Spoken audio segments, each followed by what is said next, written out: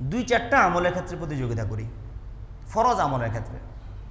যেমন একটা প্রতিযোগিতা আমরা করতে পারি যে অন্য সময় তো আমার জামাত ছুটে, আমি রমজানে 1 ওয়াক্ত নামাজও জামাত ছাড়া পড়ব না। নিজেরা নিজেদের মধ্যে এই প্রতিযোগিতাটা তৈরি করা যায় না ভাই? যায় কি না? আটা তোলেন, দেখ আল্লাহ দেখো, এটা করা যায় না? এই কাজটা আমরা করি।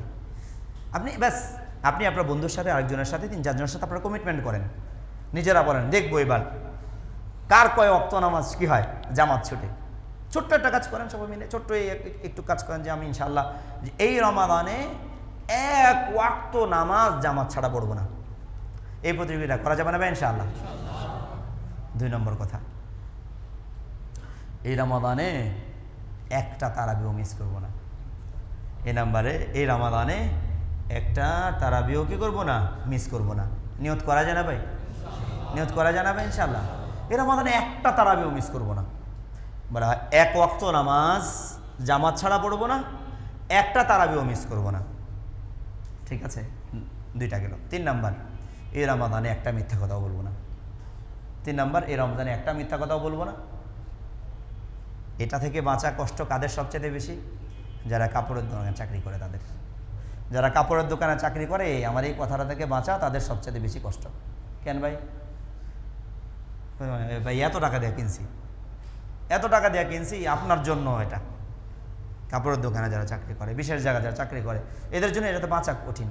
কিন্তু আপনি মিথ্যা বললেন না, সত্য বলেন, দেখেন আপনার ব্যবসায় আল্লাহ তাআলা কি বরকত দেয়। ওয়াল্লাহিল আযীম, আমি মসজিদে বসে আল্লাহর নামে কসম করে বলতে পারি, যে ব্যবসায়ী তার ব্যবসার ক্ষেত্রে সত্যকে অবলম্বন করবে, আল্লাহ সুবহানাহু ওয়া তাআলা ওই ব্যবসায়ীকে নিরাপদে রাখবেন। আল্লাহ সুবহানাহু ওয়া তাআলা ওই ব্যবসায়ীকে বড় করবেন। তার সম্পদের নিরাপত্তা আল্লাহ সুবহানাহু ওয়া তাআলা দান করবেন। আর সম্পদের নিরাপত্তা তো পরের কথা, আল্লাহ তাআলা তার মৃত্যুর পরবর্তী জীবনের নিরাপত্তা দান করবেন। রাসূলুল্লাহ সাল্লাল্লাহু আলাইহি ওয়াসাল্লাম আত-তাজিরুস সাদুকুল আমিন বলতেছে, সত্যবাদী আমানতদার ব্যবসায়ী মা'আন নাবিয়্যিন ওয়াস সিদ্দীকিন ওয়াস শুহাদা ওয়াস সালিহিন, মৃত্যুর পরে সে নবীদের সাথে থাকবে, শহীদদের সাথে থাকবে, সালেহিনদের সাথে থাকবে। কে বলেছেন? মুহাম্মদুর রাসূলুল্লাহ সাল্লাল্লাহু আলাইহি ওয়াসাল্লাম বলেছেন। আসুন সত্যবাদিতা এবং আমানতদারিতার সহিত ব্যবসা করি এবং দুনিয়ার জীবনে সম্পদের নিরাপত্তা আল্লাহ তাআলার কাছ থেকে গ্রহণ করি এবং মৃত্যুর পরবর্তী জীবনের নিরাপত্তাও আল্লাহ তাআলার কাছ থেকে গ্রহণ করি। খুব সহজ। টাকা দিয়ে কি করবেন? টাকা কি মানুষকে নিরাপত্তা দিতে পারে? টাকা মানুষকে নিরাপত্তা দিতে পারে? টাকা মানুষকে নিরাপত্তা দিতে পারে না। অনেক সময় টাকা মানুষের নিরাপত্তাকে দূর করে দেয়। টাকা মানুষের বিপদের কারণ হয় অনেক সময়, সম্পদ মানুষের বিপদের কারণ হয় অনেক সময়। কিন্তু আল্লাহ যে সম্পদকে বরকতময় করবেন, সেই সম্পদ কখনো ওই সম্পদের মালিকের জন্য বিপদের কারণ কখনোই হবে না, বরং ওই সম্পদ তার জীবনের নিরাপত্তা, মৃত্যু পরবর্তী জীবনের নিরাপত্তা হবে। আল্লাহ আমাদেরকে বুঝার তৌফিক দান করুক। তো যে কথাটা বলছিলাম, তানাফুস। আসুন তাহলে আমরা 1 নম্বর বললাম জামাতে নামাজ পড়ার ক্ষেত্রে প্রতিযোগিতা করব, 2 নম্বরে আমরা ইনশাআল্লাহ তারাবি পড়ার ক্ষেত্রে প্রতিযোগিতা করব, 3 নম্বর মিথ্যা বলবো না। 4 নম্বর কাজটা সবচাইতে কঠিন, সেটা হলো রোজা রেখে আমরা কারো গীবত করব না, পরনিন্দা করব না। পারা যাবে ভাই ইনশাআল্লাহ? রাসূলুল্লাহ সাল্লাল্লাহু আলাইহি ওয়াসাল্লাম বলেন, যে ব্যক্তি, মানে কয়েকটা হাদিসের সারমর্ম, যে ব্যক্তি রোজা রেখে মিথ্যা কথা বললো, মিথ্যার উপরে আমল করলো, পরনিন্দা করলো, বলে তার এই অভুক্ত থাকা, না খেয়ে থাকা, পানাহার পরিত্যাগ করার প্রতি আল্লাহ তাআলা কোনো প্রয়োজনই নাই। এদিকে আল্লাহ তাআলা তাকানই না, আল্লাহ তাআলা ভ্রুক্ষেপই করেন না। তাহলে আপনি কি করলেন? কি বলেন? ওই তেলের জায়গায় তেল গেল, স্যাঁত করলো না। এটা আমাদের দেশের একটা কথা, তেলের জায়গায় কি গেল? তেল গেল, স্যাঁত করলো না। তার মানে বোঝা গেল তেল দিছেন কিন্তু তেলটা ভালো করে তাতায়া তারপরে মাছ দেন নাই, এই জন্য কি করলো না, মাছটাও ভালো মতো হইলো না, তেলটাও কি করলো, কোথায় গেল? পানিতে গেল। ঠিক আছে, তো একই রকম কথা, আপনি রোজা সারাদিন রেখে কি করলেন? কষ্ট করলেন, না খেয়ে ত্যাগ করে করলেন, কিন্তু মাঝখানে মিথ্যা কথা বললেন, পরনিন্দা করলেন, আরেকজনের ক্ষতি করলেন, আরেকজনের পেছনে লাগলেন, তো আপনার এই মানে ক্ষুধার্ত থাকাটাই আপনার অর্জন হয়েছে, এছাড়া আপনার কিছুই কি হয় না, অর্জিত হয় নাই। আল্লাহ আমাদেরকে এই বিষয়গুলো মানার তৌফিক দান করুক। বুঝে আসছে ভাই আপনাদের? পারা যাবে না ভাই ইনশাআল্লাহ? ভাই মানুষ পারে না এমন কিছু আছে, মানুষ চেষ্টা করলে আল্লাহর কাছে দোয়া করলে মানুষ অনেক কিছু পারে। মানুষ চেষ্টা করলে, আল্লাহ তাআলার কাছে চাইলে, দোয়া করলে অনেক কিছু পারে। আপনি একটা চার্ট বানান, এই বছর আমরা চার্টটা করি নাই, একটা চার্ট বানান, আপনি একটা চার্ট বানান। আমরা তো এগুলো নিয়ত করলাম, ছুটে যেতে পারে না দুই একটা। দেখেন আপনি রমজানে আপনার কয় ওয়াক্ত নামাজের জামাত ছুটলো, রমজানে আপনি একদম জেনে বুঝে কটা মিথ্যা কথা বলছেন। হিসাব নেন, হিসাব রাখেন। আপনি আপনি যখন হিসাব রাখবেন তখন আপনার ভয় আসবে আপনার ভিতরে, আল্লাহ রে এক মাসে আমি এত ওয়াক্ত নামাজ পড়লাম না, আল্লাহ রে এক মাসে আমি এত পরিমাণ মিথ্যা কথা বললাম, আল্লাহ রে এক মাসে আমি এত পরিমাণ গীবত করলাম, এত পরিমাণ বড় নিন্দা করলাম। আপনি যদি একটু চিন্তা করেন, আপনি যদি একটু ভাবেন, আপনি যদি এগুলো হিসাব রাখেন, তাহলে যেটা হবে সেটা হচ্ছে এই যে এই গুনাহগুলো আস্তে আস্তে আপনার জীবন থেকে দূরে সরে যাবে। বিশেষ করে মিথ্যা বলা, পরনিন্দা, এ থেকে বাঁচা আমাদের মা বোনদের জন্য অনেক কঠিন। মা বোনরা ইফতারি বানায় আর গীবত করে। কি বানায়? ইফতারি বানায় আর কি করে? গীবত করে। ইফতারি বানায় উনি কি করতেছে? অনেক কষ্ট করতেছে। এই কষ্টের পরিবর্তে ঘরের যত মানুষ রোজা রাখতেছে সবাই রোজার সব সে পাইতেছে, তাই না? ইফতার করালে কি আপনি মান ফাত্তারা সায়ন বলছেন না, আর জন্য কি ইফতার করার সমাপরিণ কি পায়? সব পায়। তো মা বোনরা বানায়া সবার কি পাইতেছে? সব পাইতেছে। কিন্তু মাঝখানে গীবত করে কি হয়ে যেতেছে? কাটাকাটি হয়ে সব শেষ। কাটাকাটি হয়ে কি সব কিছু শেষ। আপনি যার গীবত করলেন, বলে আপনার যা কামাই করলেন সব তার দিয়া দিলেন, তাকে উপহার দিয়ে দিলেন। তারা কি দিয়ে দিলেন? আপনার নেক আমালগুলো, সওয়াবগুলো তাকে কি দিয়ে দিলেন? উপহার দিয়ে দিলেন। এজন্য মা বোন যারা আছেন তারা এই ব্যাপারে খুব সতর্ক থাকবেন। রমজান মাসে কথা একটু কমায় বলেন না, কথা যদি বলতেই হয়, ইফতার বানানোর সময় যদি কথা আপনার বলতেই হয়, ইফতার বানানোর সময় তাসবিহ পড়েন, সুবহানাল্লাহ, আলহামদুলিল্লাহ, লা ইলাহা ইল্লাল্লাহ, আল্লাহু আকবার। আরে পড়েন। আপনি লবণ বেশি দিলেও স্বাদ হইব, আপনি লবণ বেশি দিলেও কি হইব? স্বাদ হইব। আমি হাতে কাজ করতেছি, মুখে সুবহানাল্লাহ, আলহামদুলিল্লাহ, লা ইলাহা ইল্লাল্লাহ, আল্লাহু আকবার বলতে কোনো সমস্যা আছে?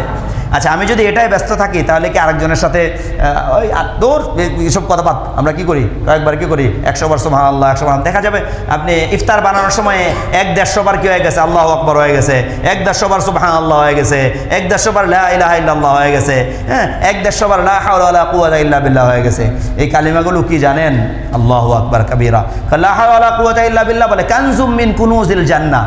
জান্নাতের যে ধন ভাণ্ডার আছে, সেই ধন ভাণ্ডারের একটা ধন ভাণ্ডার হলো লা হাওলা ওয়ালা কুওয়াতা ইল্লা বিল্লাহ। আপনার কাছে লা হাওলা ওয়ালা কুওয়াতা ইল্লা বিল্লাহ আছে মানে জান্নাতের একটা ধন ভাণ্ডার আপনার কাছে আছে।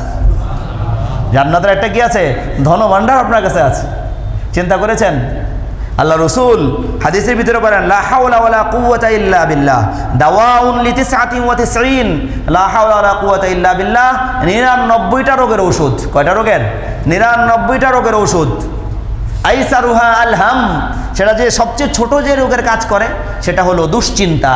বলা হয় যে ব্যক্তি লা হাওলা ওয়ালা কুওয়াতা ইল্লা বিল্লাহ কিসের সময়? দুশ্চিন্তার সময় পড়বে, বলে আল্লাহ সুবহানাহু ওয়া তাআলা তার অন্তর থেকে দুশ্চিন্তাকে বের করে দিয়ে তার অন্তরকে আল্লাহ তাআলা প্রফুল্ল করে দিবেন। কে বলেছেন? রাসূলুল্লাহ। আপনি পড়ে দেখেন, বলবেন হুজুর খালি বলে। আরে ভাই, আপনি পড়ে দেখেন না, আপনি নিজে, এগুলো তো এরকম না যে দেখার বিষয়, আপনি নিজে আমল করে দেখেন না, নিজেই পাবেন। অনেক সময় মন মেজাজ একদম খিটখিটে হয়ে যায়, ভালো লাগে না, একদম সব এই সংসার এই কিছু, এর জন্য সব কিছু করলাম আর এটাই আমার উপরে। আপনি ওই সময় বাদ দেন না, উজু করেন, সবার আগে উজু করেন। এগুলো কে ঢুকাইতেছে আপনাকে? শয়তান ঢুকাইতেছে। উজু করেন, উজু করে আপনি কি করেন? ব্যাস লা হাওলা ওয়ালা কুওয়াতা ইল্লা বিল্লাহ আপনি বলেন, লা হাওলা ওয়ালা কুওয়াতা ইল্লা বিল্লাহ। অর্থ বুঝে বুঝে, না বুঝলেও সমস্যা নাই, লা হাওলা ওয়ালা কুওয়াতা ইল্লা বিল্লাহ। আল্লাহ আমার কোনো শক্তি নাই আপনার শক্তি ছাড়া। আল্লাহ আপনি যেদিকে না নিবেন আল্লাহ ওই দিকে যাওয়ার ক্ষমতা আমার নাই। আল্লাহ আমার কোনো দিকে যাওয়ার ক্ষমতা তো নাই, শক্তিও নাই। আল্লাহ করেন না, লা হাওলা ওয়ালা কুওয়াতা ইল্লা বিল্লাহ, স্বীকৃতি দেন। এবার দেখেন হৃদয়ের মালিক কে? গত সপ্তাহে বলেছি হৃদয়ের মালিক কে? আল্লাহ। হৃদয়ের মালিক আল্লাহ। বলেছি কতটুকু আল্লাহ, কতটুকু সময় লাগে সেটা বলেছে। হ্যাঁ, আপনি বলে দেখেন আল্লাহ আপনার হৃদয়কে কীভাবে পরিবর্তন করে। তো যে কথাটা বলছিলাম সেটা হলো রমজানে এভাবে আপনি আপনার ঘরের ভিতরে আপনার ছেলে মেয়ে যারা তাদের মধ্যে প্রতিযোগিতা দেন যে আজকে বিকালে ইফতার বানানোর সময় কে কতবার সুবহানাল্লাহ পড়তে পারে, কে কতবার আল্লাহু আকবার করতে পারে, কে কতবার লা হাওলা ওয়ালা কুওয়াতা ইল্লা বিল্লাহ করতে পারে। এই প্রতিযোগিতা দেওয়া যায় না? যায় না? যায়। দেখেন আপনি আপনার ঘরে বাচ্চাদেরকে, ছোটো ছোটো বাচ্চাদেরকে বলতে পারেন আসো আমরা জান্নাতে গাছ লাগাই। কি লাগাই? আসো জান্নাতে আমরা কি লাগাই?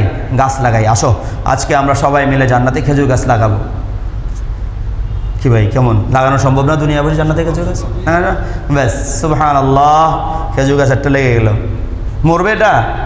এটা মরবে নাকি? আর মরবে তো হলো কে? যে অজ্ঞ মূর্খ কৃষক যদি সেটা কি করে, দেখাশোনা করে, তাহলে এটা মরবে। এটা তো আল্লাহ তাআলার কি তত্ত্বাবধানে কি করতে, সেটা দেখাশোনা করে, যেটা মরার তো কোনো চান্স নাই। আপনি পড়েন সুবহানাল্লাহ, বলো কয়টা লাগাইলাম? একটা। দেখি আব্বু কে, আপনি বলেন আপনার ছেলেকে বলেন, দেখো আব্বু দেখি আজকে আমরা আমাদের বাগানে, আমাদের জান্নাতে পারিবারিক যে বাগান আছে, এই বাগানে 100টা খেজুর গাছ লাগাবো, আসো কে কয়টা লাগাইতে পারি। ছোট বাচ্চাদেরকে এইভাবে বুঝাইতে হয়, এভাবে কি করতে হয়, বুঝাইতে হয়, আসো চলো লাগাবো। দেখেন বাচ্চারা তখন কি করবে, খুশি খুশি। দেখবেন এমন হইতে পারে যে আপনি বসে থাকবেন ঘরে, হঠাৎ করে বাচ্চাদের মনে হয়েছে কি করে আম্মুর কাছে মশলা চাইবে, বলবে কোথায় যাও, বলে আমরা আমাদের বাগানে কি লাগাবো, খেজুর গাছ লাগাবো। এটা বলে সে মশলা নিয়ে কি করবে, গিয়ে বসে বসে খেজুর গাছ লাগাবে। খেজুর গাছ কি করবে, লাগাবে। এইভাবেই প্রজন্ম তৈরি হয়, এইভাবেই প্রজন্ম তৈরি হয়, এইভাবেই প্রজন্ম তৈরি করতে হয়, এইভাবেই চেঞ্জ মেকারের ভূমিকায় আবর্তিত হতে হয়। সমাজ এমনি পরিবর্তন হয় না। পরিবার যদি আপনি পরিবর্তন করতে না পারেন, সমাজ কোনোদিন পরিবর্তন হবে না। সমাজ পরিবর্তন করতে না পারলে রাষ্ট্র কোনোদিন পরিবর্তন হবে না। আপনি যদি মনে করেন গাছ না লাগায়াই আপনি ফল খাবেন, সেটা আপনার ভুল ধারণা। আসেন আমরা সবাই নিজের পরিবারের প্রতি ফোকাস করি, পরিবারের প্রত্যেকটা সদস্যকে আল্লাহর প্রতি কি করি, আল্লাহর পরিচয় তুলে ধরি, রসুলের পরিচয় তুলে ধরি, তাদের সামনে দ্বীন এবং ইসলাম যেটা আছে এটা সুন্দরভাবে তুলে ধরার চেষ্টা করি। সামনে রমাদান আসতেছে, এটা হলো সর্ব উত্তম সময়। আপনি বলবেন আর আল্লাহ তার হৃদয়ে বসায় দিবে। রমজানে মানুষের দিল নরম থাকে, হৃদয়ে কি যাবে, বসে যাবে, পারা যাবে ভাই ইনশাআল্লাহ। কি কি জানলাম বলেন? রমাদান 1 নম্বর বরকতের মাস, 2 নম্বর রহমতের মাস, 3 নম্বর গুনাহ মাফ করার মাস, 4 নম্বর দোয়া কবুল হওয়ার মাস, 5 নম্বর ইবাদতের প্রতিযোগিতা করে আল্লাহ তাআলাকে সেই প্রতিযোগিতা দেখানোর মাস। বন্ধু বান্ধব যারা আছেন সবাই প্রতিযোগিতা করেন না? করেন। নিজেদের মধ্যে ঘরের ভিতরে ঘোষণা করেন, আমার শেষ আলোচনা, আমি পুরস্কার ঘোষণা করেন। আমাদের ঘরে এই রমজান মাসে যে সবচেয়ে বেশি সুবহানাল্লাহ আলহামদুলিল্লাহ লা ইলাহা ইল্লাল্লাহ পাঠ করবে, তাকে রমাদান শেষে বিশেষ একটা উপহার ঘোষণা করেন। আপনার ছেলে যদি সাইকেল চালানোর বয়সের হয়, আপনি বলেন যে তোমাকে আমি একটা সাইকেল কিনে দেবো, তুমি যদি এত বেশি পড়তে পারো। হ্যাঁ, বাচ্চা হলে, ছোট বাচ্চা হলে তাকে বুঝান, এইভাবে বুঝিয়ে বুঝিয়ে তাদের কি করেন। এটা আবার বলবেন যে হ্যাঁ লোভ দেখায় করা না ভাই, আপনি দুনিয়ার কাম লোভ দেখায় করাতে পারেন, আখিরাতের কাম লোভ দেখায় করলে সমস্যা কি? সমস্যা আছে কোনো? সমস্যা নেই। পারবেন ভাই ইনশাআল্লাহ? পারা যাবে তো ইনশাআল্লাহ। আল্লাহ আমাদের সকলকে জীবনের সর্বক্ষেত্রে মুহাম্মদুর রাসূলুল্লাহ সাল্লাল্লাহু আলাইহি ওয়াসাল্লামের আদর্শ অনুসরণ করার তৌফিক দান করুক।